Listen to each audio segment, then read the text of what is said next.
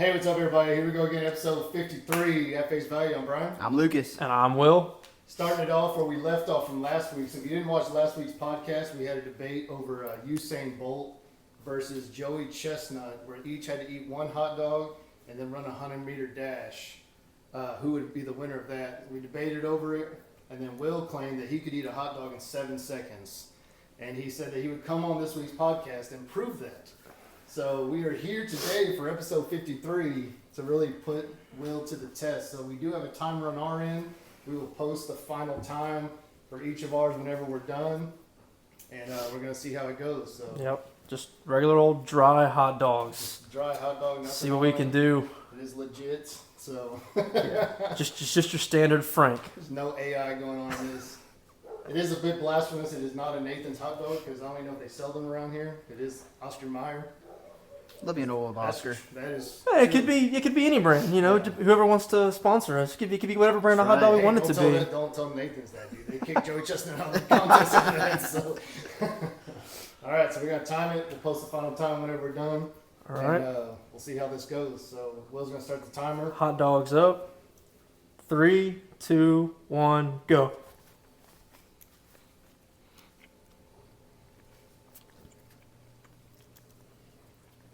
It's so dry.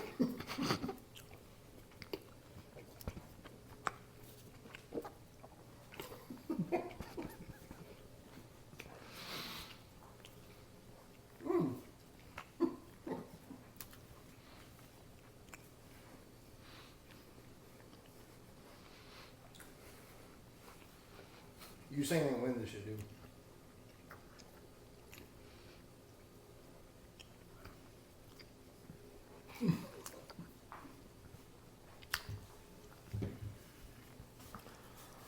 That was Yeah. Oh, well. That was 41 seconds. Ooh. Yeah. Now I got to run a sub 1000. Oof. Yeah. So, Well, we were maybe we put that debate to rest. close to 7 seconds. And by Dude. close, we mean not even remotely close. 41.18. Dude. I know why they use water now, boys. That thing hit, That and that bun- was dry as That all was get so out. dry, I took the first bite and I took the dog out. Because I wasn't going as fast. The bread just, I told you, Yeah. like your jaws lock up. It's crazy. Next time we'll bring the cups and we'll dunk in the water. No, I'm good. Yeah. That's Ourselves so gross. Wow. So you saw it there. So it's right there at 41, 42. 42, and 57. So Huh. Joey Chestnut's long gone. Joey Chestnut's in the locker room by the time Usain's done, dude. So Yeah. I stand corrected. there you go. I stand corrected. All right, we'll see you at the regular show. So thank y'all for those that decided to power through that minute of agony for us. 42 seconds. 42 seconds, a minute for me. So, so we get into our hugs and heights. So Lucas, you got a hug? Yeah, my hug is going to be today's podcast. I'm getting to talk about football again. Gets me all warm and fuzzy inside. So super excited. This past week, I think it was the Big 12 Media Days were going on. Starting tomorrow, the SEC Media Days are kicking off. So there's going to be a lot of conversation about college football in the upcoming weeks and just building us right into college football season. So bring on the cooler weather and the college football. Heck yeah, looking forward to it. Well, Yeah, my hug is going to go out to Jacob Mizorowski, Oh, pitcher for the Milwaukee Brewers. Just broke the record for fewest games appeared in to make a Major League All-Star game. that's crazy too. Just 5 games in. He has started 5 games for the Milwaukee Brewers, and he is going to be a pitcher on the National League All-Star team. So, that could be a hike as well. Oh, we're getting there. My bad. Didn't read the room. so yeah, Jacob. I'll give Jacob a hug for he actually broke Paul Skeen's record. Yep. What's crazy is they were supposed to be teammates at LSU. Really? I saw that. He was supposed to got go to. drafted and stayed Mhm. on LSU. Yeah. Wow. Yeah. Skeens broke the record last year, I guess. Had only made 11 starts. Yeah. And And we're down to 5. they were 5 starts in. But congrats, all-star guy. 5 games That was in. one of the things I definitely had on the list to definitely get into today, but we'll talk about it. Yeah. So, my hug goes out to just forgot his name. The manager, Terry Francona. Sorry, Mm. I'll cut through it. So, giving a hug to Terry Francona. He was the 13th manager in history to achieve 2,000 wins as a manager. 4th manager to do it with a team that he played with during his career. So, the only managers to not make the Hall of Fame with 2,000 wins are Bruce Bochy and Dusty Baker, and that's just because Bochy's still managing and Dusty just retired, so Mhm. they'll both get in. So just good for Terry Francona, 2,000. I mean, it's two things. I mean, obviously the wins and then just the longevity too, just being able to stick around for that long. So yeah, so just giving a hug to him for being able to Yeah. achieve such a milestone like that. So. Also, after kind of retiring twice because of health and being able to get over his stuff and come back and keep going. Yeah, I know we talked about it in a different podcast. I didn't even know he was still managing until like the second and third week of the season. Yeah. He was still around. So Cincinnati Reds. Yep. So Yeah, speaking of Bochy, he looks rough. Been watching the Astros and He's Rangers. almost 80, Yeah, I yeah, think. he's walking out to the pitcher's mound. It's just a little slower walk now. how many years was he out after he got fired from the Giants? Not that long. Yeah, I don't think it was too It was long. a few years. Yeah, Probably 2 or 3, but nothing. Not as long as like Tony La Russa was out when he Yeah. came back to manage the White Sox. Yeah, That looked rough. yeah, Dude, There's a daggum lot of need. things rough about that. for sure. Yeah, that was old. I can't. Reinsdorf trying to make up for past mistakes. Yeah, You know what they say, whenever you have a nice young core to work with, you want to bring in somebody who's 80 years old to really put it all together. Yeah, So, yeah. really Someone who connect with the players. really does. Yeah, really knows what's going on in their lives and how to really connect with all these 23-year-olds. probably all over TikTok. It's like the young kids do, man. Yeah, yeah. I saw a graphic from like 2013 or something. It was the White Sox, and it was like the White Sox are ready to build, and it showed like their whole young core. Not a single player from that lasted another 4 or 5 years after that. Like Yeah, it probably went in 2013. It was probably like 2017, 2018. yeah. So they had Abreu, Tim Anderson. Was Luis Robert there yet? No, probably not. Mm. I think it Luis, was Oh, like was his he? rookie like his season. rookie season. Yeah. So, I was gonna say it was probably right around that time, around like 18, 19. Yeah, so nice young core, and then like I said, I think Luis Robert's the only one that's left on that team. Yeah. Right? Is he still playing for them? Right? Mhm. Mhm. Yeah, so he's the only one left. So, and obviously we know where the White Sox have ended up since then. So, anyway, what's your height? My hike is the Houston Astros lineup, the starting lineup. Yes. It is. Unrecognizable, I think, is a good word to say. That's a great word. I don't know half the people on the roster right now. We're running out a AAA team at the moment with Altuve. Yes. That's 100% accurate. That's And what. Paredes. Yeah, and he's Paredes, but that's literally it. Yeah. But, is there anybody that's hitting in our lineup that's been tenured with the Astros for more than like 2 years, aside from Altuve? Dubon, Yeah. I guess that's true.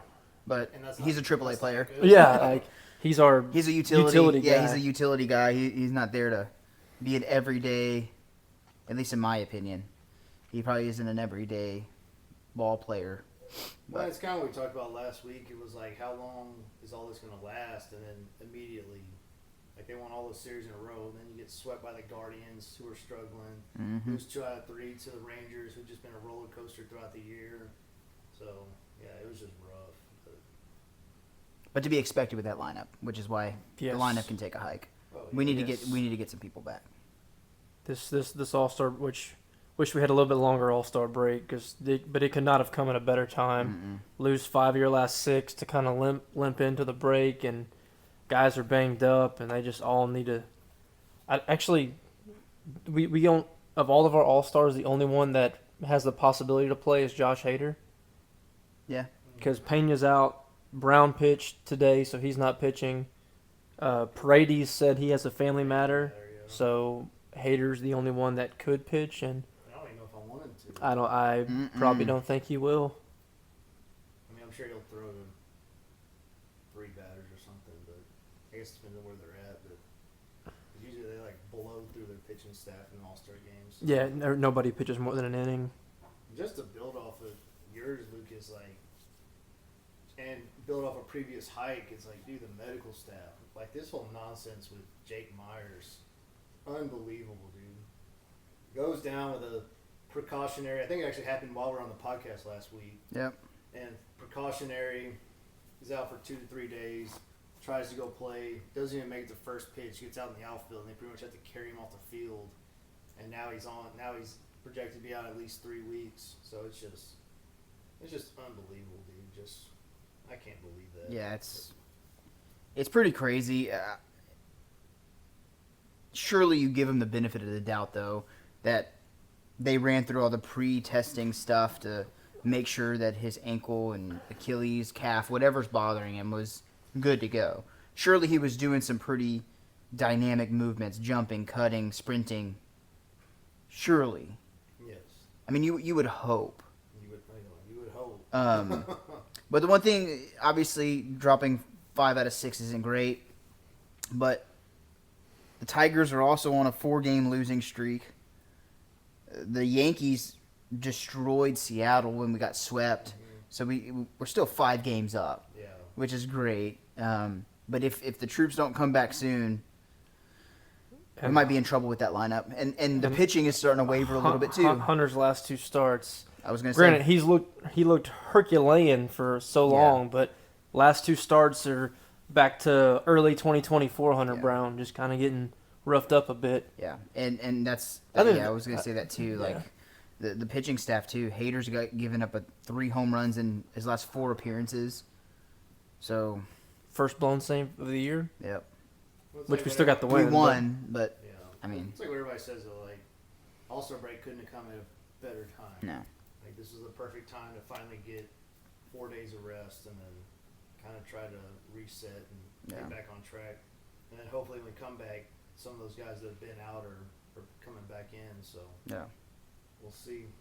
But, well, I actually have 2 hikes. My first hike, Major League Baseball can take a hike for awarding an all-star selection to Jacob Mizorowski after only 5 games pitched in the league. Like, I guess good story. That's ridiculous. The most outspoken team about it's been the Phillies. Like they've they went off. they've had a fire lit under their ass about this. Really? They are Yeah. pissed. The Phillies have a couple guys that they were probably definitely more deserving than that. Now, yes, the kid has shown some incredible stuff. He's lighting up the radar guns. He's had a high strikeout rate, which is great for a future projected star. There is not a world where you could argue with me and make me believe that someone should get an all-star not after 5 starts. There is nothing you can do unless you go out and throw 2 no-hitters or a perfect game or something, but to award a guy an all-star not after 5 starts is crazy. That is obviously, Paul Skeens did it last year after 11. This is less than half the starts. And you're that getting even got some backlash. Yes. Because again, that's projecting what he's going to be. Yeah. That's it's a stretch. It's beyond a stretch. It should not have happened. There are guys that are more deserving that may never have another season like they're having. Anything can happen. This guy's projecting this is not going to be his only chance to make an all-star team if he can keep up what he's doing these first few starts with Milwaukee. The comments But- I saw from the Phillies too, like they made a good point. It was like what the MLB is showing is that the All-Star game isn't about the best players. It's who's going to get the most attention. Like he's been all over social media because of how electric he's been. So they want a guy that's going to come in and just throw high heat, be electric, draw the fans in. They're not worried about getting just the best players out there to be on the field. So I mean, I agree with a lot of what they said. Yes, it's kind of, making an all-star team used to mean something. Like you look at somebody and you look up, oh, he's been a 12-time all-star. Well, stuff like that loses its credibility when you start giving out all-star selections like this.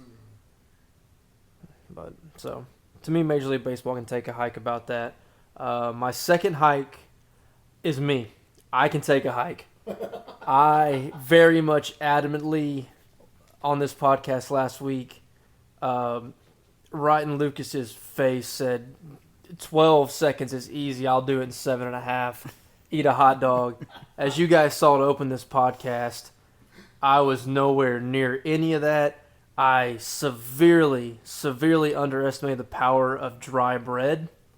That thing hits your mouth, and you go from chewing like a maniac to your jaw does not move. So, yeah. I was willing to die on that hill. You think you got 20 if you could soak the bun? Yeah, I think probably, 20? or even probably trying to shove some water down as we were doing it. But man, that was like throwing a mouthful of sand in there. It just soaked up, and seriously, my jaw did not move. What was your time last week? Was it about the same? So I did have some mustard on that dog when I did it, and I think I told y'all 18. That was wrong because I remembered I looked down and saw 18 and was like trying to chew faster. It was 26. But I did. Had a little lube on there. I had some mustard. I had a little bit on there, and I don't know if maybe I had different bread that it wasn't quite as dry, but yeah, it was 26 I think, but it wasn't quite that bad. But even then, I knew I was in trouble after I adamantly declared that 12 was cake, 7.5 should be still no problem, but 12 was cake. As you guys saw, I was severely mistaken, so I'll go ahead and make myself take a hike. Joey Chestnut would have eaten 8 in the time that you ate. Probably so. Ungodly. Bad look for me. Hand up, accountability. That's on me. I'll take a hike. At least now we know. Now we know. Mine is Quinshon Judkins can take a hike. Dude. Yeah. So I'm sure y'all saw the highlight, but I was reading up about it. So he's currently facing a charge of battery and domestic assault against him. Got released on $2,500 bond. It was actually a delayed battery call. So it happened on Monday, and the call didn't come in until Saturday. But they did say that there was evidence of battery that occurred, brought him in, charged him, got released.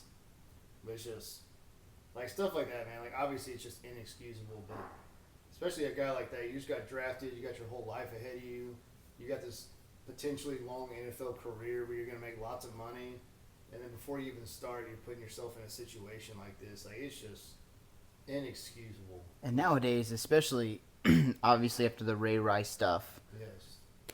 he could be blackballed if more stuff comes out where it's to the point where it's a severe thing, you know. He might not ever play down. I don't know. And that's all on He was him. what, 3rd round pick? Second round pick. Second? That's crazy. Yeah, it's just idiotic. So I just reading on that, it's just, and again, that's what it all comes back to is Ray Rice. That's where it kind of started, and it just. And it should. If there's enough evidence, I don't know what this. I literally didn't see that, so I don't know any details of the situation or anything. But obviously, if there's evidence, he shouldn't play it down ever. Like that's just you shouldn't tolerate that. Obviously, we need to wait for due process and all that stuff to make sure that everything's right. But there's just no excuse for that, and it's just crazy making But that. again, just even being in the situation. Yeah, don't put yourself in that situation. That's, and I feel like we see it all the time. It's starting to happen more and more, and Way more common than it should be. absolutely, it's crazy. So anyway, that's Yeah, my hike. he could definitely take a hike if that came out, if everything comes out due process. Yeah, that's a hike. Yeah. We can start. So we are in the middle of the MLB draft. So another hug kind of going out to all the guys getting drafted tonight. I think the first 3 rounds tonight, right? I think I believe it's correct. first 3 out of 400 or however many rounds the MLB draft has nowadays. Yeah, it'd be like 8 days. So yeah, a lot of going on with that. And then figure we could check in on our Rockies. So they got 1 win this week. So they are at 22-74. So 74. They're holding strong with this already. one win a week. getting back on track. So 74 already. That's nuts. 35.5 games out of first place. Minus 253 run differential currently. So So what are we, like 90 games in? so that would be 96. 96 games in. So 66 games to go. So you go 66. So if you go, so right now they're projected probably about 33 wins if they stayed on 1 win a week. Man. So you think you win 1 out of every 6. So you go 11-55. Man, 11-55 would keep them one win out of losing 130. 130. The 129, which would still beat the White Sox by 7 games. They had 122 losses last year, but yeah, Still very much on track to be the worst team ever. still could. I mean, still definitely could. I mean, we broke down the schedule last week, and Yeah. it doesn't It get hasn't. easier. Yeah, it gets harder if I remember. Well, Yeah. August was there was manageable games in there, and then September was just absolutely brutal. Gauntlet. So they got to survive. Probably try to win 7 games in August between the rest of July and August, and then sneak out 4. Yeah, and I don't know if I've talked about it on here before, and maybe I read something wrong, or I'm about to have to go back and fact check myself later. But isn't there a new rule with MLB to try to stop tanking where you can't have a top 5 pick for more than like 3 years in a row? If there isn't, there should be. Because from what I thought I read, that after like starting this for 2026 draft, the Rockies can't draft higher than 10th because they've been bad for so long that for the anti-tanking rules, they can't keep getting top draft picks. I knew about the lottery, but I didn't know about that part. That's amazing. I might have read a unfactual article, but I know I definitely read it. I didn't look at the source to see if it was credible. That would be phenomenal. because they just got the 4th overall pick in this one. They drafted another Holiday, so Yeah. Ethan Holiday, I think it was. But yeah, if they're, I mean, because they're perpetually bad. So what it says is teams that receive a top 6 pick in the lottery cannot receive another one the following year's lottery. Okay, so So the top 6 teams are in the lottery. So you can't draft top 6 more than Okay. 2 years in a row. okay, so it's amended from what I read, but Just relegate them. yeah, And you also can't get the top pick back-to-back years. okay. So there is some anti-taking rules they put in there. Not quite what I read, but yeah. So like a team like that shows no signs of getting any type of better. And Yeah, not at all. Also not trying to get any better, but That's unbelievable. Just being that bad. So I'm just trying to think. So 122 wins. So that's, what, 48? So they'd have to go, what do we say, 66 games? So they'd have to go 18-48 to tie the Red Sox. no chance. Yeah. Well, like I said, we broke down the schedule from what I remember. Like I don't see 18 wins. I on don't the see schedule. it. They've had 22, and they've had 30 more games to get. They took them 30 more games to get 22 wins. Yeah, now you get 18. You got to get 18. Yeah, that's I mean, I don't see it unless. they go on a heater. You have to go on absolute heater. I mean, unless they run into some people at the end of the season that shut some guys down because they're out of it and they don't want to. A Yeah. pitcher needs some rest or something, but man, if they catch anybody that's fighting for a playoff spot at the end, there's no chance.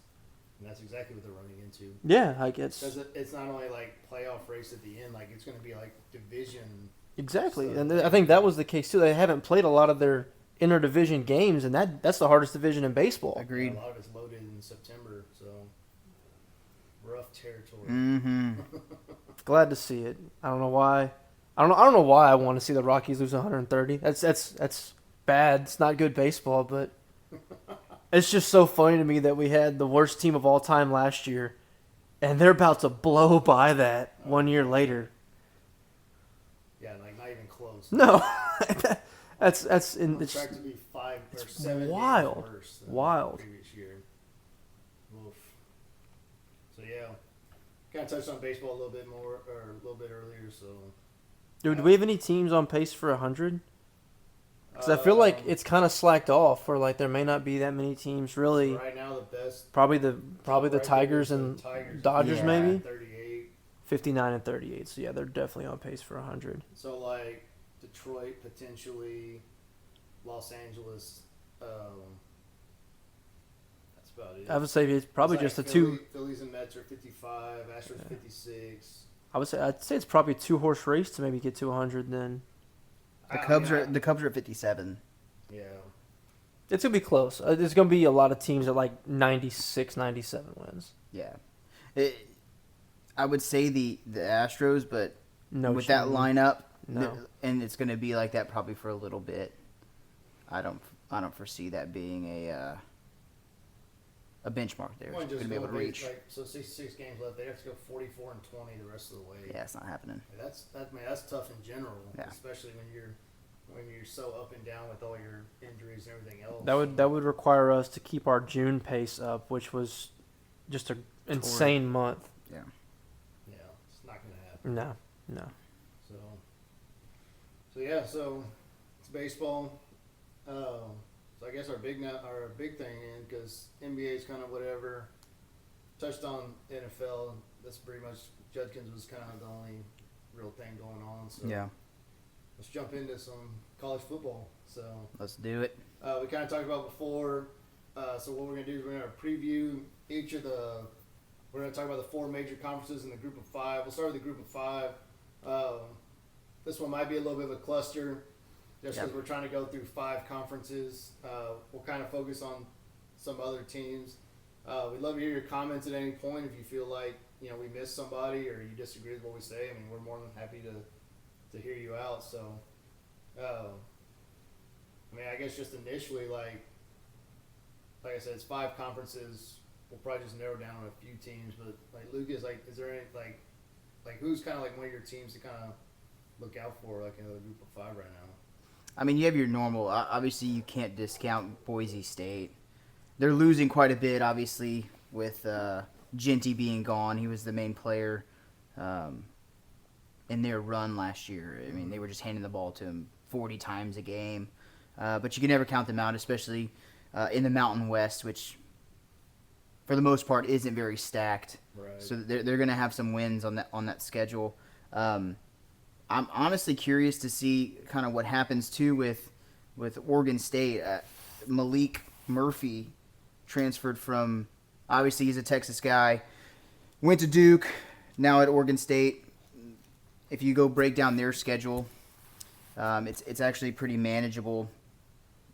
I don't think they're going to make too much noise, but it's interesting to see like a top end recruit like that at quarterback position Right. coming into a conference where their schedule is manageable.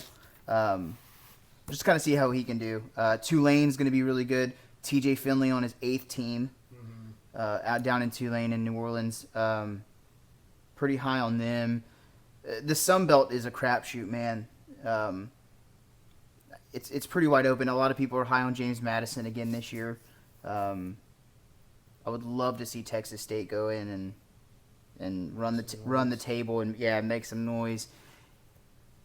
Their game at Arizona State, Texas State plays at Arizona State. If they can somehow pull that off, I mean, they're pretty much in the driver's seat. Yeah. They do have to go to James Madison, which will be interesting, but I don't think they do actually. they play James Madison for sure. I don't know if It's it's at home. is it in San Marcos? Yeah. Because I was looking at James Madison's. Yeah, it is at home. Yeah. October 28th. It's a Tuesday game. Interesting. So that'll be. But just breaking down like the MAC, I mean, Miami, Ohio was kind of one team that I Yeah. saw kind of up there. but for the most part, like I don't foresee any when I'm talking about this, I'm talking obviously conference champions and playoff implications, right? For sure. And so, you got anybody else? I know Memphis has been thrown into the mix. I But mean, Memphis is always kind of around. James Madison's been the one I've heard a lot and read about. They got the kid from UNLV, Sluka, who last year when he left UNLV, they thought that was going to kind of turn that program into a spiral. The exact opposite happened. They kind of went on a little run. Actually, I think if they would have beat Boise right, they would have won the Mountain Yeah. West. Yeah. So, and UNLV might be a team. They're bringing back a lot of. Yep. There's a lot of continuity coming back there as well. They got Dan Mullen as their coach, who's been out of the game a little bit, but he's had past success. Yeah. Kind of a big get, I thought, to get he coached at 2 SEC schools. So Yeah. interested to see what Dan does in his first year. I didn't know he went there. Yeah, Dan Mullen's the coach. So UNLV would be a team in the Mountain West to keep an eye on. Not saying you're going to have immediate success, but he instantly becomes the most successful coach in that conference. Lucas mentioned Tulane. I was really high on Tulane last year. Me too. They kind of fell off a little bit at the end. I think in that conference, they're going to be okay as far as the playoff goes. They do have they host Duke, and they have to go to Ole Miss. So those are two, and they host Northwestern, but Northwest, it's a Big Winnable. Ten school, but it's a very winnable game. So, but that is 3 Power 5 schools you're playing in your non-conference. So, if you slip up there, that'd be tough. As we're talking about a playoff standpoint, but in their conference, I still do like Tulane. But yeah, like Lucas said with the MAC, man, the MAC just beats up on each other so much that I don't really foresee a MAC team sneaking their way into the playoff conversation. I really think it's going to probably come out of the American or out of the Mountain West. I still think those are the two conferences. Yeah, I guess the Sun Belt I don't think Conference USA is going to sneak a team in. The American could, but I'm more high on the Mountain West and Conference USA. no, Or the American. I'm sorry, American. So many teams have changed through each other, and there's more of that coming. So Texas State's going to the Pac-12. Louisiana Tech is leaving Conference USA and going to the Sun Belt. Is that happening? It's in the works. Yeah. There's nothing official, but that's being said right I now. was reading about that because they said that Louisiana Tech was like the favorite to join because of their location, obviously. Mm-hmm. But then they also said that Western Kentucky is trying to block them from leaving because Western Kentucky wants to go to the Sun Belt. So they're like trying to block Louisiana Tech from leaving so that they can become like the team that replaces Texas State right now. Ohio's also reached out to the Sun Belt to let them know that they have interest to come down out of the MAC. And Northern Illinois is leaving the MAC, or in talks to leave the MAC and go join the Mountain West. Because Mountain West is trying to survive right now because they lost almost everybody They to lost their big hitters, the new Pac-12. So you have to have 8 football teams to remain in conference. So they're scrambling on their end. So everybody's just moving conferences. Like at some point, one of these conferences is going to have to go away, or we're just going to keep pulling up teams that probably aren't FBS level. shouldn't be there, yeah, And you're just going to have an FCS conference essentially. Because like teams that have been coming up to D1. It's not like you're getting North Dakota State or South Dakota State or Montana State to go D1. That's schools that could probably compete at an FBS level in a lower level In conference. those conferences, for sure. But Well, anyway, I did see that the WAC and the Atlantic Sun Conference are actually combining together. I don't know if that's so they can become like an FBS conference or what the whole purpose behind that is, but they're actually The like ASUN. joining together to and becoming like one major conference. in football, I just saw like in general, I think just the conference every- coming together. everybody that would be in those, do they even have those for football? Yeah. So they Like just Sam Houston's in the WAC. no. Sam Houston State's in Conference USA. Yeah, they moved to Well, they Conference were in USA. the WAC. and They were Yeah. in the WAC. Yeah, they moved up to FBS. So That's right. all Yeah, those so I schools think- would yeah. stay FCS, I guess. But Yeah, 'cause that's part of why Texas State left the WAC because I think Yeah. they saw that it was about to collapse. the WAC's had a lot of the WAC stole a lot of Southland schools right after I graduated. And almost all of them have immediately about faced and come back Yeah. or went to a different conference. So there must be something wacky in the WAC because ain't nobody sticking around. But The WAC is WAC. yeah, the WAC is WAC. But Another group of 5 that might make some noise, Notre Dame. That's one school. What would you consider? I mean, obviously they're independent. ACC. because they play an Yeah, ACC schedule. Yeah, but they still essentially. play USC, like their Well, I traditional. was gonna say, like, I didn't really like right now Notre Dame, Oregon State, Washington State, they're all considered independents. Yeah, And so, like, I didn't really wrap them into, like, the group of five. Yeah. Just because, I mean, I know Washington State and Oregon State are the Pac-12 technically. Play each other twice in 3 weeks. Yeah, home and home. that's Yeah. crazy. Doesn't make any sense, but, well, I guess it does. But you got to have a conference championship. But, Yeah, yeah, but, so I guess I didn't really wrap them in that just Yeah. because of how Yeah, it is. But, Yeah, definitely didn't with Notre Dame. but now, like Boise, when I was looking at Boise, I mean, I think they're going to be interesting because obviously losing Genty, they lost a lot of people to the portal too.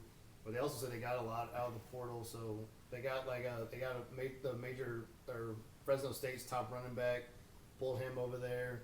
Got a couple other decent running backs, so they're still going to have like a stacked backfield. Got their quarterback coming back this year, so I mean I think they're going to be pretty solid. And then UNLV was the one team I had up there too, just because with Dan Mullins coming in, and then also like they have like almost everything coming back. I think Yeah. like they had a large amount of their talent coming back. So And I think Mullen had a lot to do with that. Like, guys, you bring in a coach like that with that kind of name recognition, absolutely, guys want to go do that. And if I remember right, doesn't UNLV don't even have the money to cover Mullen's contract? Like, they're just banking on yeah, they're just hoping that on revenue with him, and Yeah. when he's gonna.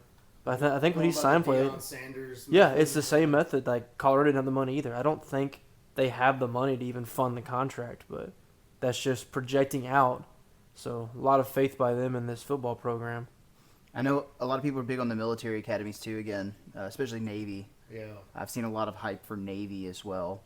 Well, Horvath, I mean, he was a stud last year. Absolutely. So they had their entire backfield coming back. Yep. Is Horvath back? He's back. Oh, I didn't. I thought he They was. have like 80% of their starters coming back. Which, I mean, like, military academies typically Do. I And- think Army had a kid that transferred or something. But And I thought I saw something too, which obviously helps recruiting as well. Is, correct me if I'm wrong, but I think I saw something where if you go and play like a sport at the academies, you don't have to serve, or something like that. Like they made a change did they? to start recruiting more football players and things like that. You could look that up. Y'all fact check me on that, but I'm pretty sure I saw something and read something about that where it'll help boost their recruiting, because even if you're not going and serving in the military, the Army Navy game would be phenomenal to play in. That'd be Yeah. so crazy, so awesome. Like that's Well, the only game that week, and I don't know. This kind of came up back. Was it Keenan Reynolds? That was the quarterback that got drafted, but he had to have his mandatory 2 years. From Navy. Yes. Yeah, And then I think he got drafted to the Ravens, if I remember right. yeah, And it was like, I think he got a special exemption that time. yeah. I don't think he ended up making the team or anything, but it was the same thing. Like, he's never going to get to live out his NFL dream because he's got to go do his service. Well, So so like what it says here is that they can defer their service time. Mm. It's nothing to do with they can defer it like if they're going pro. Got it. But it's also a case by case situation. Yeah. Like they can tell them no, like you have to serve first before you play. So Interesting. yeah, I mean, I do think that they'll both be good. I mean, like I was looking at Navy's schedule. I mean, they're like I mean, the American is pretty stacked. I mean, if you think about it, with Tulane in there, you got Army, Navy, you got Memphis. I think there's a very good chance You that see it from there. we could see it come out of the American this year. I agree. I mean, like Navy, like their biggest one is like Notre Dame. So like last year, like they were like, working their way up in the rankings. Them and Army both working their way up Yep. in the rankings. Then they played Notre Dame, got destroyed, and then that pretty much just killed all chances of them making the playoff at that point. But if you go and break down Navy's schedule right now, they open with VMI, UAB, Tulsa, Rice, Air Force, Temple, Florida Atlantic, North Texas, and then November 8th is when they play Notre Dame. There's a high probability they're 1, 2, 3, 4, 5, 6, 8-0 playing Notre Dame. Well, that's the same argument as last year, right? Is Yeah. when they got to those games, it was like, who have they beaten? Who Yeah. have they played? Then they got blown out. Then It's they like, both okay, got they're not blown as good out, as the- and that they was- were. And then after they have South Florida, Memphis, and Army. So there's a very real chance they're 11-1. But also, I mean, just look at their schedule. I mean, Notre Dame's gonna be tough.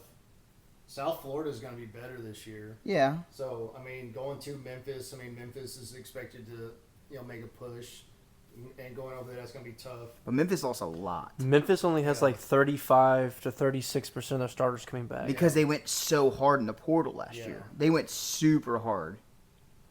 So Which it worked. They went, 11-2? I Yeah. mean, like, They were they were a huge playoff contender at the beginning of the Mhm. season. Like, a lot of people were talking about Memphis last I think year. they lost a couple of tough ones at the end, right? That's kind Yeah. of what hurt them. So I don't know. I think it's Actually, interesting. I think they lost some early ones. Like, they came out of the gates, like, Oh, that's right. They struggled early. They- and they were then just- tried to Yeah. make a late push. it was just a bad situation. I mean, they were chasing Boise. 'Cause I think that was one of our teams last year that we had potentially making a push to get into the playoff, and then they started rough, and we're like, oh, never mind.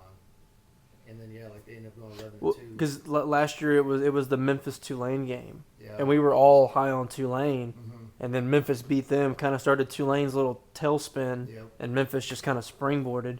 so just looking at their schedule last year, so they lost relatively early to Navy. Navy beat them 56-44 in the fourth game of the season, and then they went on and lost again to UTSA, and then the Tulane game happened.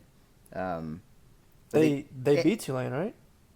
No, Tulane beat them. Oh wow, I thought Yeah, Tulane. Oh no, they did beat Tulane. I thought they beat 34-24. yeah. Yeah, they lost to UTSA a few weeks before that. But they beat Florida State, and when they beat Florida State, I mean, we know what Florida State was last year, but Mhm. Florida State went on a terrible run at the beginning of the season. And they have 2 full-time starters coming back. Their Yeah. left tackle and their defensive end. That doesn't bode well. No. But again, I'm sure they went relatively hard in the portal, Yeah, so I mean, they got a quarterback. you know. They got the quarterback from Nevada. They got a couple seniors. They got 6 transfers from for offensive line. Like, they're going to drop money on the football program. Oh, for sure. But they also said that defense is going to be the biggest struggle. So Mhm. because they didn't replace as much production as they had last year. I mean, last year they gave up 56 to Navy Yeah. in a that's run-first offense, you know. Yeah. Like, you don't expect Navy to put up 56. 56 points. I would have hit the under on that for sure. Yeah, absolutely. I would have No, lost my money. There's people that are actually kind of big on UTSA this year too. I did see that, and me and Will were kind of touching on UTSA because Texas State plays them second game of the season. Texas State beat them in San Marcos last year. This year it's in the Alamo Dome. But they're returning their quarterback, the Owen McCown. Josh McCown's son. So they're returning every single starter on offense. Wow. It's a lot of continuity. And Texas State is not. No. Texas Lost State is 26 players, I think, to the portal. it's crazy. But they went in and did some work in the portal as well. Texas State did. Absolutely. An SMU transfer at quarterback. So there's definitely some people coming in for Texas State, but again, you just never know with transfers. That's the hard part.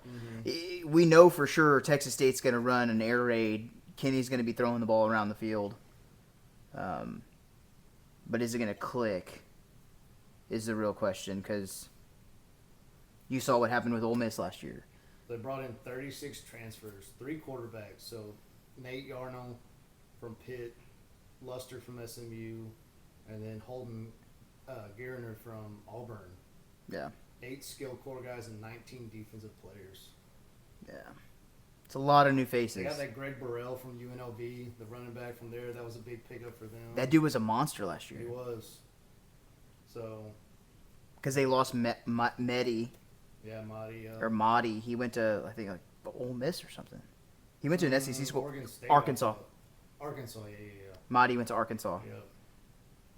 It's kind of crazy, but Yeah, we'll see. I mean, they got a lot of stuff coming in, so I'd love to see Texas State do well. Their over under for the season total wins is 7.5 is what it opened at. So I think there's 7 or 8 wins at least on that schedule. according to the SPI, they're projected 6.1. Yeah, I think Vegas has a 7.5. Yeah. Another team will be interesting as well is App State. Yeah. Their win total in Vegas is 5.5, which again, if you go down that schedule, there's quite a few winnable games there.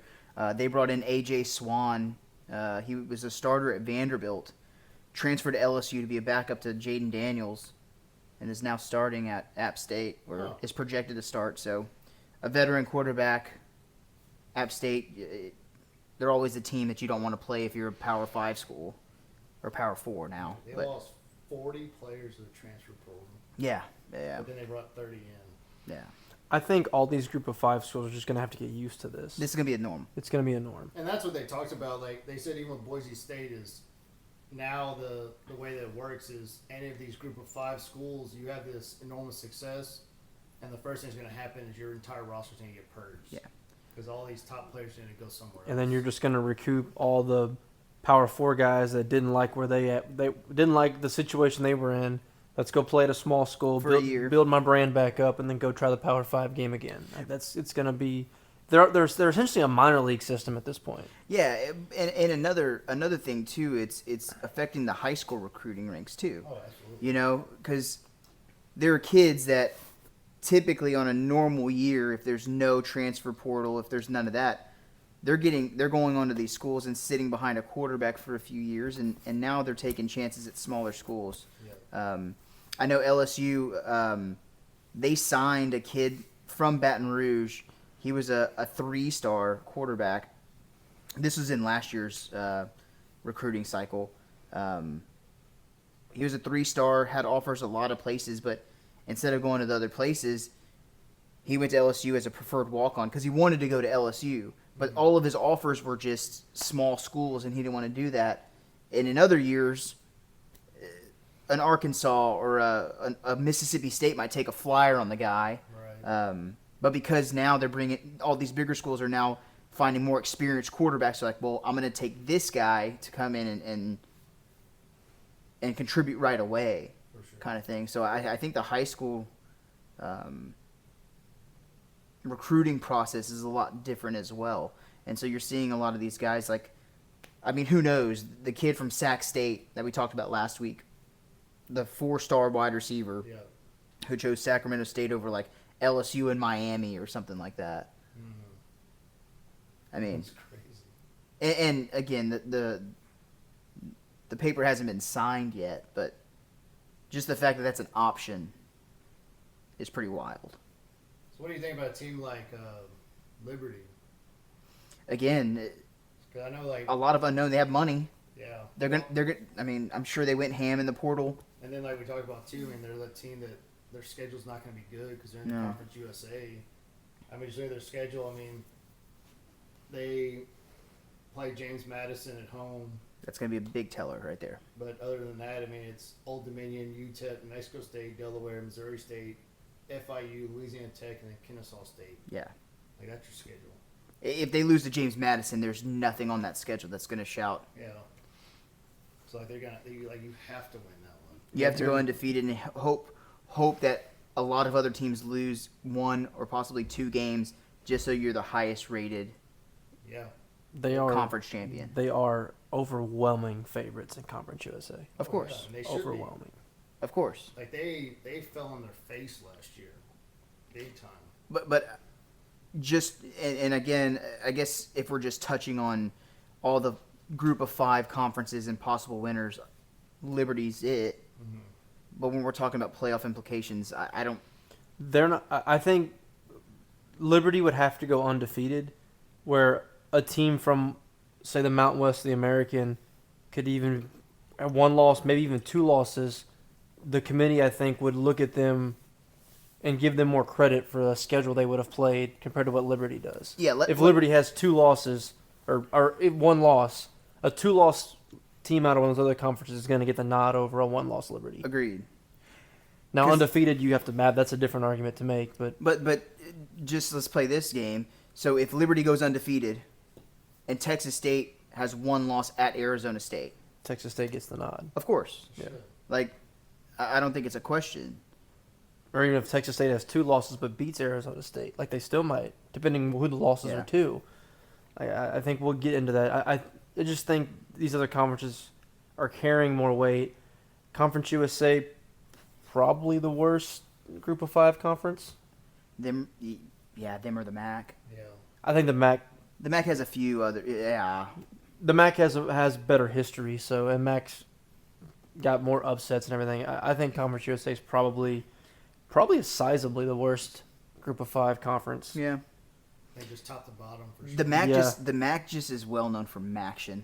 Yeah. Yeah, That's the best time of the year. Just like- Tuesday and Wednesday night games. You know, and that's what we're talking about. Like, the MAC just beats up on each other. Like picking a winner of the MAC is tough because, man, there's so many rivalries that they get up for these games that the common fan would have no idea how much this game means within that conference. But it's a very big game, so even when teams are not evenly matched, it might be a 1-score game just because it's a MAC football game. That's just how it goes. I think Tuesday MACtion, it was either last year or the year before. I think there were 8 games played, and all 8 games were within like a field goal. Yeah, it's that kind of crazy It was football. awesome. I think Toledo actually has the most the highest projected conference wins in that conference Yeah. this year. But yeah, I think I was looking. It's what's that? But again, I'm not gonna bust down the doors to get a MAC school in either. no, I Them in Conference USA, in my opinion, I think the American and the Mountain West are going to be the 2 heavy favorites. Obviously, with UNLV and Boise in the Mountain West, and then you got your heavy hitters in Tulane, Navy, Memphis, if depending on how they come in. We'll see, but all those teams, like, it's just going to be a crapshoot if your transfers Yeah, pan out. exactly. I mean, And- with and- all these schools, probably honestly. yeah, and I feel like the Sun Belt is a lot of that's going to be beating up on each other because there's a lot of very evenly matched teams in the Sun Belt. Yeah. You got your James Madison is probably the odds-on Um, favorite to come out of the Sun Belt. James Madison is just because they have a lot coming back. again Of course. because the Sun Belt still has divisions. Yep, So, East and West. yeah, I think it's the last conference with East and West. It is. Like split. James Madison is overwhelming again, over anybody else to win the conference, Which makes sense. and a full projected win above anyone else in the conference. Who's James Madison's quarterback? Sluka. Oh, that's right. We From talked about that. U- Yeah. UNLV. He transferred in. Yeah. I haven't checked. I'm assuming he's starting. I don't know who else they would have brought in I would imagine he probably has the keys to that offense, but. But we talked about that too. Whenever the whole thing went down with Sluka, Yeah, I mean it's gonna be an interesting situation after everything. He just sat out and decided to redshirt, all that stuff. and again it seemed. I think he wanted a big payday. Well, and that's the deal. Originally, everybody kind of was like, "Oh, he might be a locker room cancer," but Then they yeah, I remember. it's if he was legitimately promised money that he's not getting now, I'd be mad too. that says more about program. the organization than it does the person. I mean, that'd be like any of us going to our jobs and then being like, "Hey, we're signing you for $100,000," and then 3 months in, it's like, actually, we're going to give you 35. Yeah, We'd all quit the next day too. So, For sure. absolutely.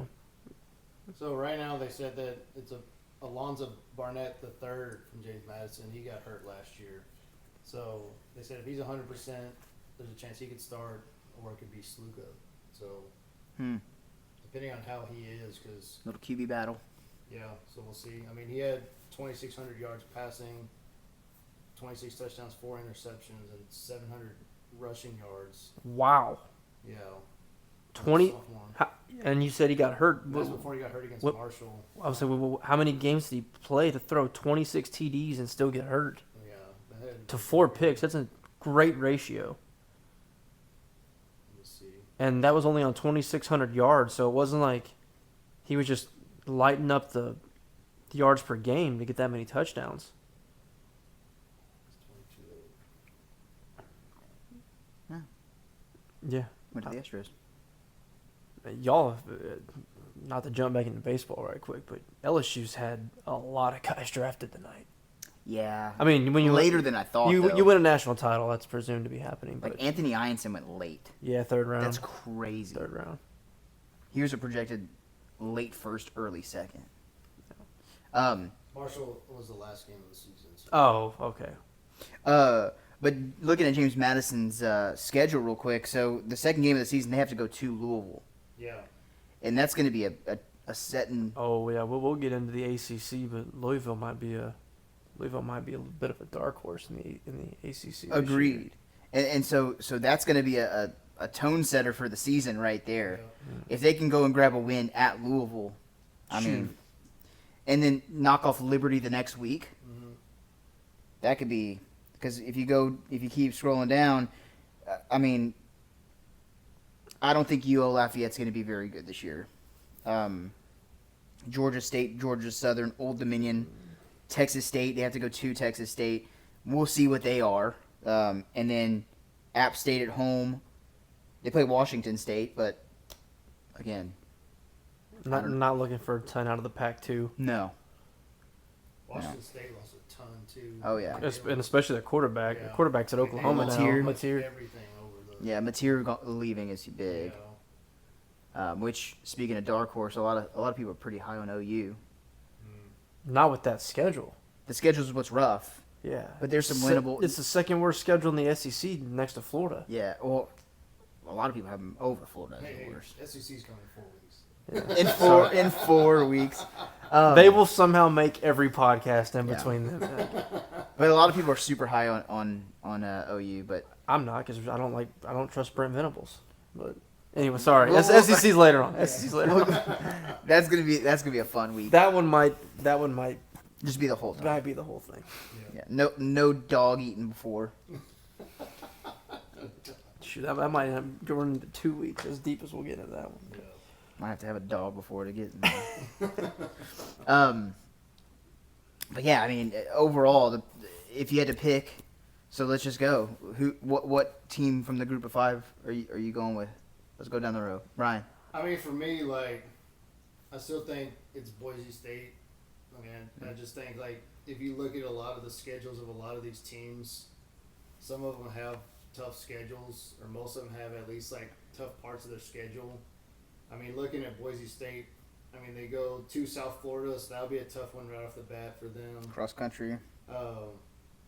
They go to Notre Dame, so that Mhm. one's going to be a tough one. They have UNLV at home, which is good. Yeah. They got Fresno State at home, and then they end at San Diego State, Colorado State at home, and then at Utah State. So I mean, I think they got a good chance.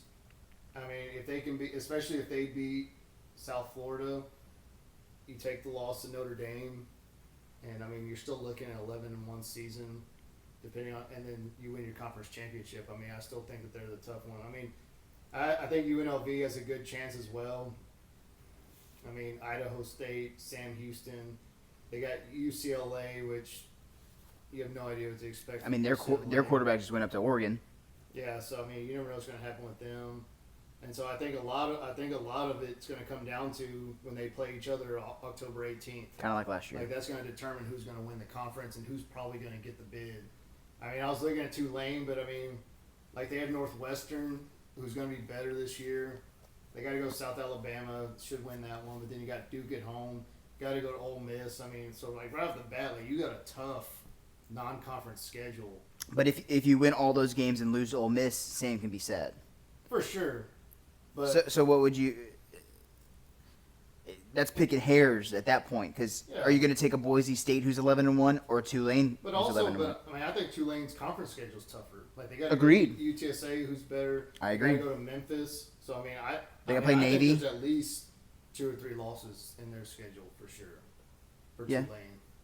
So that's why, like, I don't think that they'll be able to come out on top. I They think got a Memphis super will have vet to come quarterback, back though. next year. Yeah. Super vet. He's projected the third guy. Is he really? Yeah, I don't think he will be the quarterback. He's not going to start. I was just reading this. He's not even project. They got a kid from Iowa and a kid from somebody. Let me get back to it. Yeah, he's not even projected to be the starter. That's crazy. Start at LSU, at Auburn. They got a quarterback from Ball State and a backup from Iowa. And their top transfers, T.J. Finley's not even listed. Wow. And now that I'm reading this, I do remember whenever he signed there, I was reading some stuff that they thought that was a crazy sign by him, because he signed after some of these other guys did. Yeah. So, They're probably the only ones that offer him, honestly. I mean, at this point, I mean. I'm sure he could have played in Conference USA. Oh, absolutely. Yeah. But he was probably asking for money too, and they're like, I don't know about that. Yeah. So I don't know. Tulane definitely has a tougher run, but if they can somehow manage it with only a loss to Ole Miss, I think Brian is right. it's gonna come from the Mountain West. Boise has the best inside shot, but I am going to roll the dice with Tulane. They've brought in over 20 transfers, but it's essentially it's like a middle conference powerhouse. Like, they brought in the best players from all of these smaller conferences, and they're all on the same team. So this is a roll the dice move of this could go really, really well, or this could fall apart really fast. Yep. Which kind of stinks when you have that start to the season, but if it clicks, to your point, and you get out of that with only a loss to Ole Miss, Watch out. to Brian's point, I think the American top to bottom is going to be way more competitive than it is in the Mountain West. Mm-hmm. So Boise is probably the right answer. I liked Tulane last year. They fell apart at the end, but they've been good the past few years now. I'm going to roll with Tulane. They also lost their head coach too. They did to Houston. That's another big loss as well for But Tulane. the coach they brought in, very good coach. Yeah.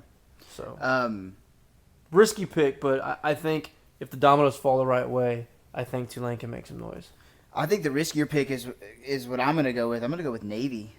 They were returning so many from that offense last year who were, again, put up 56 points against Memphis out of nowhere. They're returning everybody. And to your point, too, playing devil's advocate again, what if Navy goes 11-1 with only a loss to Notre Dame? It can't be a bad loss though. Absolutely, and that's where the eye test is going to start coming in. You're going to start talking about, if same thing with Liberty when we mentioned Liberty. What if Liberty goes out and beats every team by 40? He goes undefeated. Yeah. Yeah. Then I agree. Do I think they need to get in? No. I think Liberty has to go undefeated. Oh, absolutely. I think Liberty has to go undefeated. 100%. But Navy, if they sneak out a win or keep it close against Notre Dame, who is also returning a ton, we don't know what Notre Dame's going to be either. Yeah. And I guess we'll cover that in the ACC. I think they're a group of 5, but I mean, I freaking hate. Yeah, I know. The playoffs. So. I freaking hate Notre Dame, but we can shoot. but Notre Dame's returning almost nobody. Yeah. They're gonna have to reload on defense. They obviously lost Riley Leonard. They have that Great House kid coming back at wide receiver, but Bryce Love back? I think Bryce Love's back, I'm pretty yeah. sure he's I back, think he's going back because of the injury. So Yeah. I think he's Bryce staying. Love's back. but we'll see.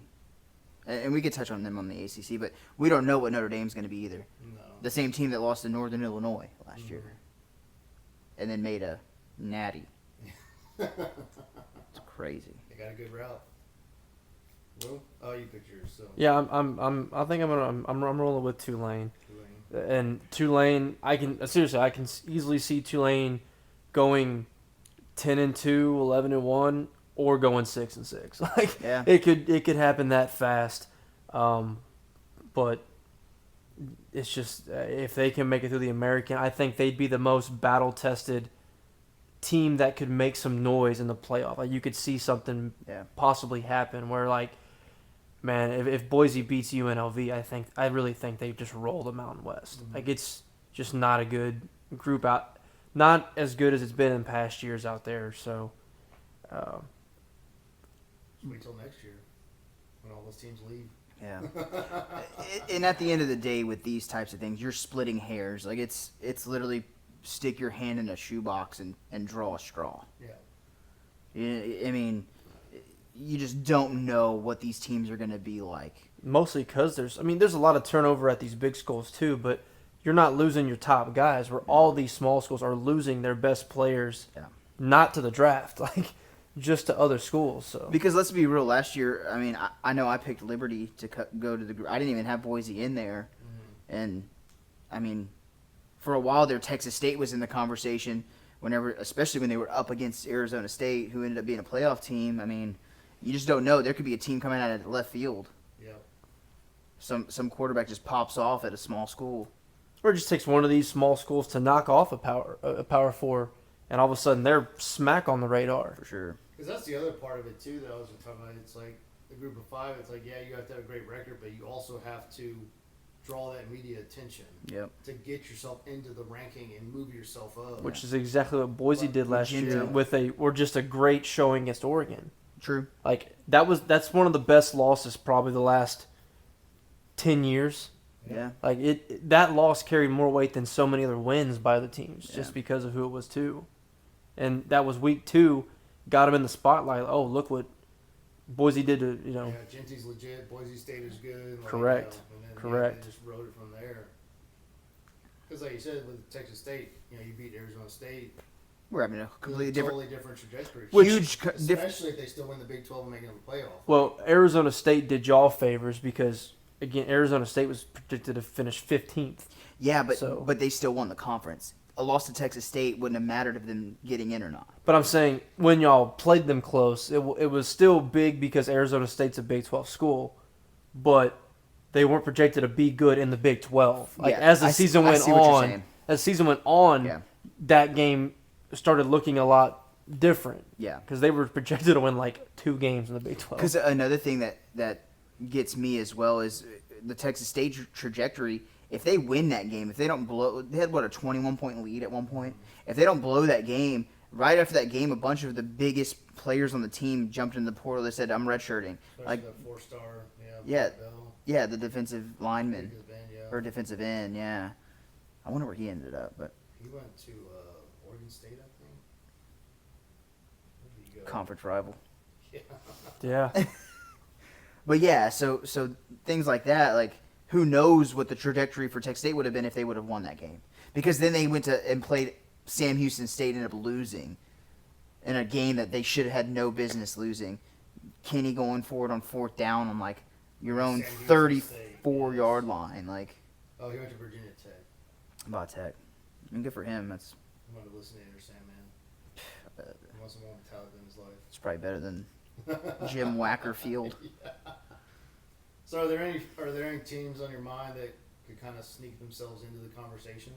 I kind of touched on it a little bit earlier. Appalachian State. I mean, I don't think they're not definitely not projected to win the Sun Belt or anything. They've lost so many players, but again, they brought in somebody who's veteran at the position that matters more than anything with AJ Swan, and he's going to have some athletes to throw to. Appalachian State always has weapons on the outside, Yeah. and so I think Appalachian State could be sneaky in there. A lot of people are also very high on Southern Miss this year out of the Sun Belt. I was reading about Southern Miss. They brought in quite a bit, but those are my 2 for the Sun Belt that could make some noise other than James Madison, who's the big favorite. Other than that, I mean, I think it's all the names that we've mentioned tonight is probably about it. Yeah. Like, I don't think you're going to have like a Colorado State. Like last year, they had that huge wideout who was supposed to be a monster, who could take over a game or something. But yeah, That's about it, in my opinion. I don't think there's anybody else. And now that I say that there's nobody else, there's going to be a random team that we didn't talk about today that's going to make the playoff. That's usually how it goes. Yeah. Yeah. I mean, one team that I was kind of hearing about was like Toledo, the MAC. Yeah, that's There was Will. teams that were kind of just talking about them, like potentially a team. I mean, they have like 60-something% of their production coming back Yeah. from last year. So, I mean, there's a good chance that they're going to still be solid. And again, kind of like we talked about the MAC, it's just not just surviving the MAC, but also winning. Like, because you again, kind of going back to what we talked about, like you got to win your games. And so I think it's going to be big for them to they're really going to have to find a way to get through their schedule and pull off 11 wins. I feel like the MAC is very comparable to like the Big 12. They're just going to beat up on each other. Yeah. I mean, like they open up at Kentucky. They got Western Kentucky. Calzada. Yeah. Akron, Bowling Green, Kent State, at Washington State, Northern Illinois, Miami, Ball State, Central Michigan. I mean, I actually like that schedule a lot. for sure. Yeah. Very favorable. But again, the Max. Again, there's games in that schedule that we don't know how big that is in the MAC, Yeah. and team games that you should win, you'll lose. But Well, especially like those Tuesday, Wednesday games. Yeah. Like, I know when I'm watching them, like you said, that like it's like field goal games, like, and they're like always crazy. Like, Yeah. There's some kind of crazy ending. They're down by 30 and they come back and Yes. storming back and win. Yeah. Yeah. It's like just like there's like upsets or however you want to call them, like just crazy endings. Like team that shouldn't have won, they win the game. Like it's just there's always something in the MAC that just completely just causes chaos. If they open up their season with a win, I'm guessing it's at At Kentucky. Kentucky, yeah. I don't see Kentucky going to Toledo, but if they can open up that, I mean, that's a very strong start. Yeah. And apparently they have a rivalry with Western Kentucky. It's called the biggest party in Toledo. It's the Glass Bowl. Mm. Oh, that's their stadium, is the Glass Bowl. It's the biggest party in Toledo. Interesting. So probably the only party in Toledo. That's probably safe to say. Yeah. But Yeah. Toledo, yeah, could be on the radar too. And like you said, that schedule lines up pretty well. yeah. I mean, I had James Madison as like a team, but I mean, like, if you want to call him a dark horse or whatever, but it just depends on how they want to go. I mean, they went 9-4 last year, Yeah. 4-4 in conference, so they'd have to make a big jump from last year Yeah. to be able to take that over. And I mean, honestly, like it sounds like they have two solid quarterbacks that can jump in and play Yeah. between Barnett and Sluka, so I mean, they have Yeah. the chance to be really good. But I would say top to bottom, the Sun Belt is probably also better than the Mountain West too. So if they can somehow navigate their schedule, Yeah, I mean, they have a shot too. for sure. I don't know. But next week, what are we talking? Big 12. What do y'all boys want to talk? We can go ACC next week. Yeah. ACC? Big 12 is going to be probably. It was last year. Probably the hardest one to break down. I mean, again, I had Oklahoma State winning it, and Yeah. they didn't win a conference game. There's a. Have y'all seen how many teams are ranked in the preseason rankings of the Big 12? 0? No. A Like, lot? Yes. I think Tech is up there. Tech's. There's multiple teams like in the teens. I would say Tech is up there. Arizona State's for sure up there. I think they're 13 or 14. Maybe Nice. Kansas State sneaking into the top 25, but I don't know who else. There's no way TCU or Baylor are. Kansas is going to be worse. So Houston? No. BYU's 10. BYU. Arizona State's 12. Iowa State's 14. Texas Tech is 16. Kansas State's 18. So they have 5 teams ranked between Where's Colorado? not ranked. Colorado might not win 3 games next year. I wonder what their projected over-under is. Yeah. That'd be in 2 weeks. Yeah. Yeah, we'll So get it. So we want to go. We want to go ACC next week. Yeah, ACC, I'm down. Big 12, Big 10, SEC. I think there's going to be a runaway in the ACC. Just a guess. There's going to be a runaway in Just the a ACC. It's It's- Syracuse. Common Core's coming back or throw for another 4,000 yards. I was picking the orange team, man. Picking the orange team. You'll probably be picking an orange team. I Orange don't and purple. think it'll be that one. Yeah. Yeah. But it's exciting to talk a little football again. Yeah, and this this is going to be a slow progression. Like we tried to piece this group of five Yeah. together for you guys, but at the end of the day, you know, it'll be a talking point in the season because one of them has to get in. But Yeah. it's all going to be about these next 4 weeks with these other conferences. So how many of them, like looking at the rankings, like how many are ranked right now? Of Like out of the group of 5, 0. like not even Boise. No. Hmm. No, Boise was not ranked unless I just completely overlooked. I thought James Madison was like 25. No, Oklahoma's 25.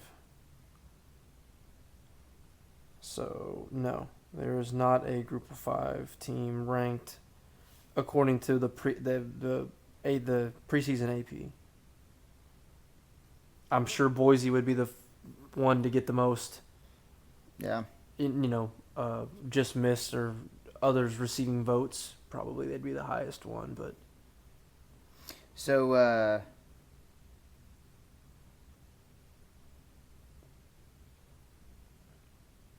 CBS Sports has Memphis at 25, UNLV at 24. that's a Oh, that was January 21st. okay. I'll say that's a little, it's a little suspect. I just don't think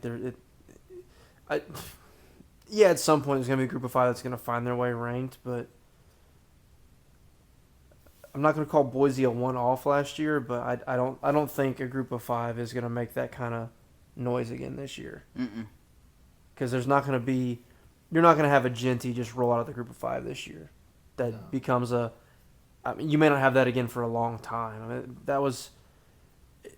I don't want to say it got downplayed because he got a lot of love and respect, but I don't think people really realize how rare that is from a guy from that small type of school to be up there and even get an invite.